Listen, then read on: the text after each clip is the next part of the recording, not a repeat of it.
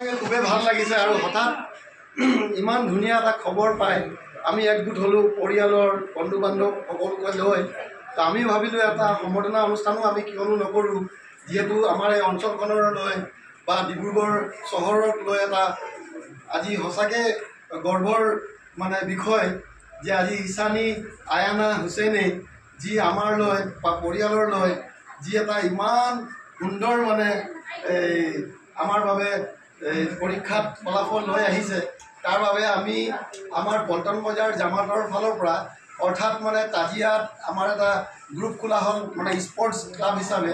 সেই গ্ৰুপটোৰ সৌজন্যত আৰু লগত আমাৰ এডভেঞ্চাৰ গ্ৰুপ সেইটো পাহৰিব নোৱাৰোঁ, এডভেঞ্চাৰ গ্ৰুপৰ সৌজন্যত আমি এটা সম্বৰ্ধনা অনুষ্ঠান ৰাখিছোঁ সৰু একদম চমুকৈ। তাৰ বাবে মই সৰ্বপ্ৰথম ইমৰান হুছেইন ডাঙৰীয়াক অৰ্থাৎ ঈশানী আয়ানা হুছেইনৰ আব্বাক সন্মুখত আহিবলৈ অনুৰোধ কৰিছোঁ, অৰ্থাৎ আৰু ইমৰান হুছেইন ডাঙৰীয়াৰ ধৰম পত্নী অৰ্থাৎ পৰিবাৰকো আগত আহিবলৈ অনুৰোধ কৰিছোঁ। আৰু তাৰ মাজত আজিৰ যি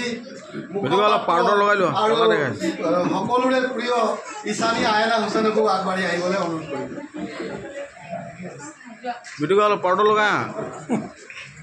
বিটুকা হাঁহি দিয়া, বিটুকা আজিতো হাঁহা। আচ্ছা, এই হাঁহটো আকৌ ক'ব নোৱাৰিব, হাঁহিয়ে থাকে, ইয়াতকৈ আৰু কি হাঁহিব।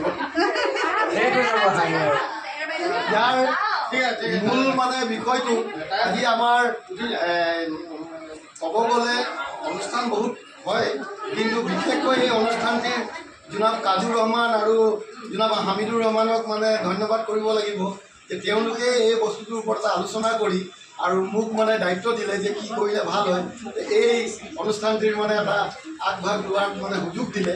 আৰু ইয়াৰ আগতো আমি জনাব পল্টন বজাৰৰ ৰচিদ খান ডাঙৰীয়াৰ বাসগৃহত গৈ আমি এই সম্বৰ্ধনা অনুষ্ঠানটি কৰি আহিলোঁ।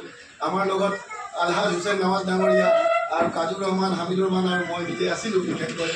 আৰু লগত আমাৰ বিশিষ্ট ব্যক্তি এতিয়াও আছে, মৌলানাসকল আছে, মহাতিনসকল আছে, আমাৰ ভাইটিকা ডাঙৰীয়া আছে, সুজাতকা আছে। ইয়াৰ মাজত পলম নকৰি প্ৰথম মই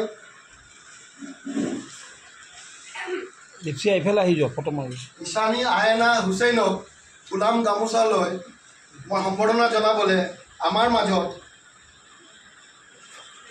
খুব প্ৰিয় আমাৰ জনাব কাজু ৰহমানক মই অনুৰোধ কৰিছোঁ তেখেতে এই ফুলাম গামোচাখন লৈ সম্বৰ্ধনা জনাই দিয়ে।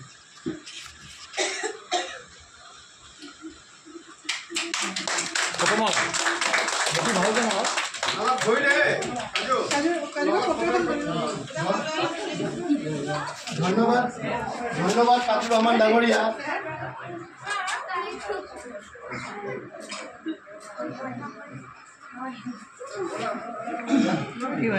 ইয়াৰ পিছতে এটা সন্মান সহকাৰে শৰাই এখনকো আগবঢ়াবলৈ